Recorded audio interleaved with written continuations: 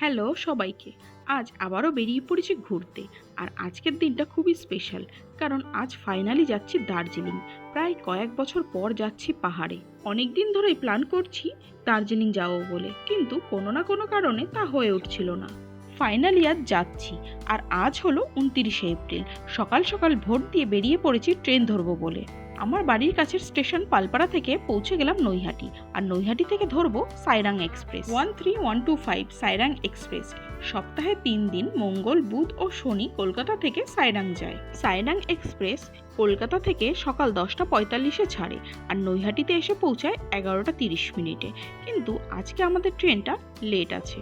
এই ট্রেনটা কলকাতা স্টেশন ছেড়ে নৈহাটি, কৃষ্ণনগর, বহরমপুর, মুর্শিদাবাদ, আজিমগঞ্জ হয়ে নসিপুর রেল ব্রিজ পার করে Jangipur road, new Farakka, Malda town, Kishanganj হয়ে পৌঁছাবে এনজিপি বা নিউ জলপাইগুড়ি।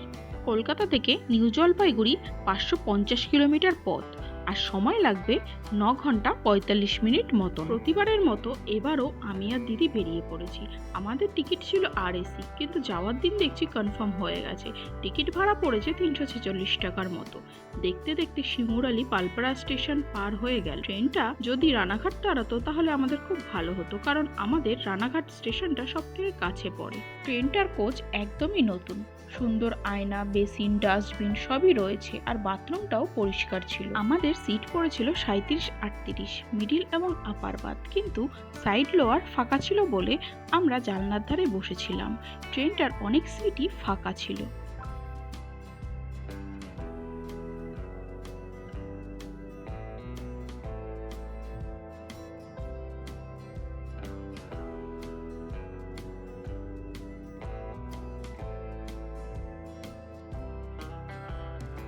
দেখতে দেখতে পৌঁছে গেলাম রানাঘাট স্টেশন। এই স্টেশনে দাঁড়ানোর কথা না, কিন্তু কোনো কারণে ট্রেনটা স্লো হয়ে গেল। রানাঘাট স্টেশন পার হতেই আমরা বাড়ি থেকে আনা খাবার খেয়ে নিলাম। ভালোই গরম পড়েছে, সকালের বানানো, যদি নষ্ট হয়ে যায় সেই কারণে। রানাঘাট থেকে কৃষ্ণনগরের দূরত্ব 26 কিলোমিটার মতো। সময় লাগে 30 থেকে 35 মিনিট লোকাল ট্রেনে, কিন্তু এই ট্রেন আমাদের 26 মিনিটেই পৌঁছে দিল কৃষ্ণনগর। স্টেশনে ভালোই ভিড় দেখছি, অনেকেই উঠবে এই স্টেশন থেকে। কৃষ্ণনগর স্টেশন পার হতেই আমরা ট্রেন থেকে কিনে খাবার খাওয়া শুরু করলাম। প্রথমে খেলাম বাদামের খাজা, তারপর দিদি খেলো মিষ্টি দই।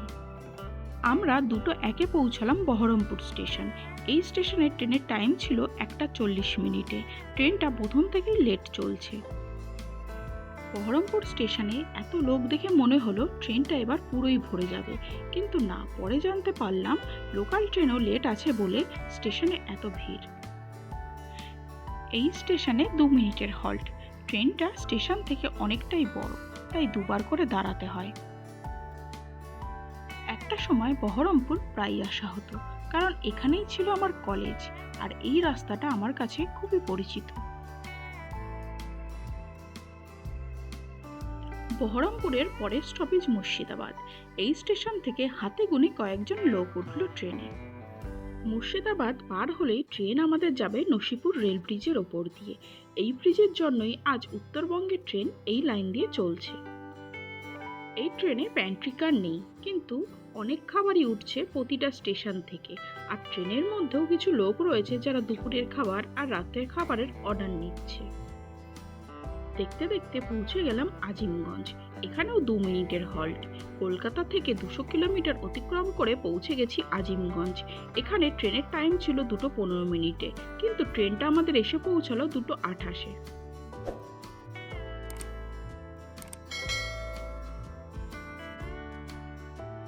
ট্রেন থেকে নিয়ে নিলাম জল, কারণ বাড়ি থেকে যা জল নিয়ে এসেছিলাম তা শেষ প্রায়।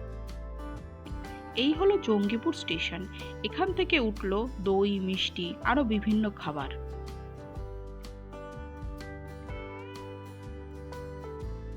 জঙ্গিপুর স্টেশন পার করার পরই শুনতে পেলাম দূর থেকে গানের আওয়াজ। প্রত্যেকটা মানুষের একটা ইষ্ট দেবতা আছেন, সেই ঈশ্বরকে বলবো চলন্ত ট্রেনে যেন আপনাদেরকে ঠিকঠাক গন্তব্যস্থলে পৌঁছান। প্রাণ গোবিন্দ আমার, তাই ছেড়ে দিলে সোনার গৌরা তো পাবো না, ছেড়ে দিলে সোনার গৌরা তো পাবো না, গোনা না তোমায় যেতে দেব।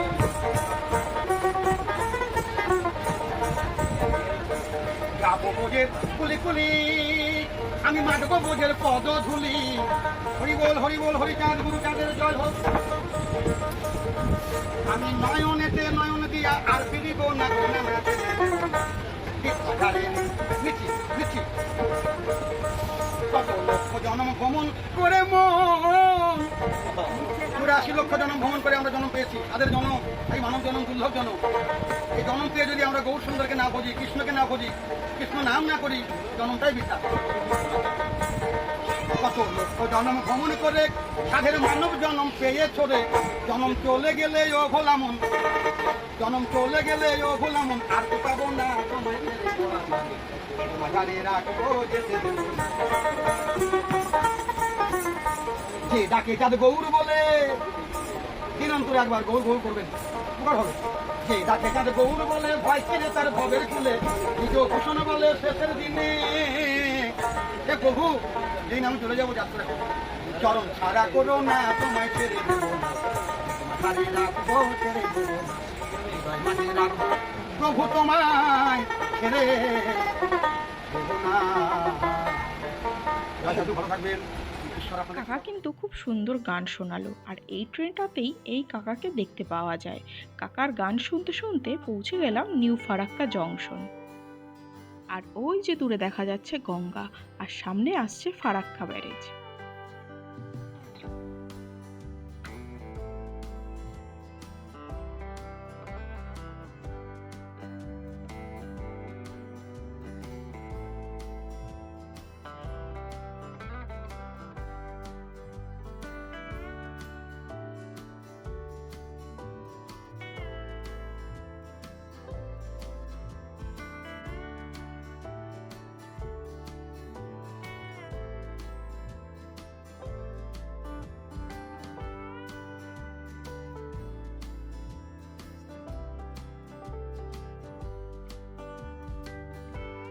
ফারাক্কা ব্যারেজের 112টা গেট পার করে চলে আসলাম মালদা জেলা। সামনেই আসছে মালদা টাউন স্টেশন। ট্রেনটা আমাদের আধ ঘন্টা মতন লেট চলছে, আর আমরা আবারও কিনে নিলাম ট্রেন থেকে কিছু খাবার।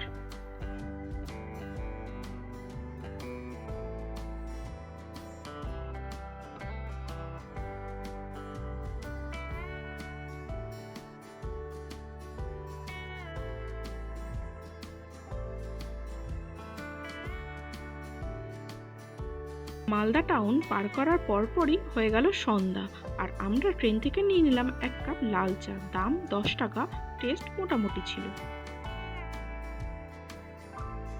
ট্রেনটাও যেমন ননস্টপ চলছে, তেমনি আমাদের খাওয়া দাওয়াও চলছে। সন্ধ্যার পরপর দেখছি ট্রেনটা পরিষ্কার করছে, আর তার জন্য কিন্তু কোনো টাকা চাওয়া হয়নি। অন্যান্য ট্রেনে দেখেছি চায়। পৌঁছে গেছি বিহার, মানে কিষানগঞ্জ স্টেশন, যেটা বিহারের মধ্যে পড়ে। এখানেও 2 মিনিটের হল্ট। কিষানগঞ্জের পর আমাদের ট্রেন গিয়ে দাঁড়াবে সোজা নিউ জলপাইগুড়ি। ট্রেনে বিক্রি হচ্ছে হাফ প্যান্ট, গায়ে দেওয়ার চাদর 100 টাকা করে। আমাদের কো প্যাসেঞ্জারদের সাথে গল্প করতে করতে পৌঁছে গেছি এনজিপি, তাও আবার বৃষ্টি মাথায়। এই ট্রেনটার টাইম ছিল 8:30, কিন্তু ট্রেনটা এসে পৌঁছালো 8:53, ওই 23 মিনিট মতন লেট।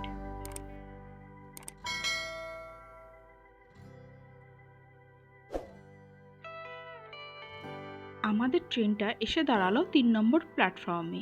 এই স্টেশনে 10 মিনিট মতো দাঁড়াবে, তারপর আমাদের ট্রেন চলে যাবে মিজোরামের উদ্দেশ্যে। কাল সকালে পৌঁছাবে গুয়াহাটি আসাম, আর কাল রাতে পৌঁছাবে সাইরাং মিজোরাম। আমরা নেমেছি 3 নম্বর প্ল্যাটফর্মে, সেখান থেকে চলে আসলাম 1 নম্বর প্ল্যাটফর্মে। এতটাই বৃষ্টি হচ্ছে যে আমরা স্টেশনের বাইরে বেরোতেই পারলাম না। প্রথমে ভেবেছিলাম স্টেশনের বাইরে বেরিয়ে একটা হোটেল দেখব, কিন্তু বৃষ্টির জন্য তা আর হলো না। ঘুরে ফিরে আবার সেই 4 নম্বর প্ল্যাটফর্মে চলে আসলাম। এখানে রয়েছে এক্সিকিউটিভ লঞ্চ, এখানে কাল সকাল পর্যন্তই থাকবো। প্রথম 3 ঘন্টা 90 টাকা, আর তারপরের ঘন্টাগুলো 20 টাকা করে অ্যাড হবে। আমাদের মোট 540 টাকা নিল দুজনের, ওই জনপ্রতি 270 টাকা করে পড়লো। ভেতরটা সুন্দর, এসি রয়েছে, সবার বসার জন্য সিঙ্গেল কমফোর্টেবল সোফা রয়েছে, লাগেজ রাখার জন্য জায়গাও রয়েছে, আর ওয়াশরুমটাও পরিষ্কার। রাতটা এখানে কাটিয়ে সকাল সকাল বেরিয়ে পড়লাম শিলিগুড়ি বাস স্ট্যান্ডের দিকে। 1 নম্বর প্ল্যাটফর্ম দিয়ে বের হতে হবে। আর যাওয়ার সময় ডান দিকে দেখতে পেলাম দার্জিলিং হিমালয়ান রেলওয়ে মানে টয় ট্রেন। ওই যে দেখা যাচ্ছে সরু লাইন। এই এনজেপি স্টেশন থেকে দার্জিলিং যায়, কিন্তু আমরা যাব বাসে। তাই স্টেশন থেকে বেরিয়ে সোজা কিছুটা হেঁটে চলে আসলাম টোটো ধরার জন্য। টোটো রিজার্ভ করলে পড়বে 200 টাকা আর শেয়ার করলে 40 টাকা। আমরা শেয়ারেই যাচ্ছি। এনজেপি থেকে শিলিগুড়ি বাস স্ট্যান্ড আসতে সময় লাগলো 20 মিনিট মতো। আমরা বাসে যাব। শিলিগুড়ি থেকে প্রথম বাস ছাড়ে 6:30-এ। এই হলো শিলিগুড়ি বাস স্ট্যান্ড বা তেনজিং নোরগে বাস স্ট্যান্ড। এখানে অনেকগুলোই কাউন্টার রয়েছে। লাস্টেরটা বা 8 নম্বর কাউন্টারে পাওয়া যায় দার্জিলিংয়ের টিকিট। 105 টাকা করে টিকিট ভাড়া। আমরা প্রথম বাস পাইনি, পেয়েছি দ্বিতীয় বাস, তাও আবার শেষের দিকে টিকিট 28-29। আর এরপরের বাসটা রয়েছে আরও দেরিতে, তাই আমরা দেরি না করে এই বাসটাই ধরে নিলাম। এই হলো আমাদের বাস। আর বাসের ভেতরে রয়েছে দুদিকে দুটো করে সিট আর উপরে রয়েছে লাগেজ রাখার জায়গা। বাসটা ঠিক সময় মতন ছেড়ে দিল। বাসটা ছাড়ার কিছু সময়ের মধ্যেই চারিদিকের পরিবেশটা পাল্টে গেল।